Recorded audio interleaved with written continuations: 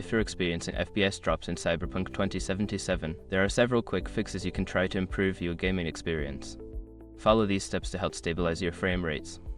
Step 1. Update graphics drivers. Ensure that your graphics card drivers are up to date.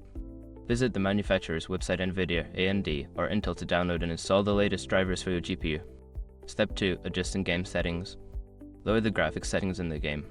Navigate to the settings menu and reduce options like resolution, texture quality, and shadow quality to see if performance improves. Step 3. Disable background applications. Close any unnecessary applications running in the background. This can free up system resources and help the game run more smoothly. Step 4. Verify game files. If you're playing through a platform like Steam or GOG, use the built-in feature to verify the integrity of the game files. This can fix any corrupted files that might be causing performance issues. Step 5. Optimize power settings. Change your computer's power settings to high performance.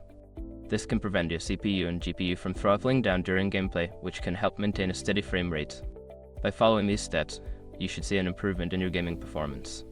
Enjoy your time in Night City.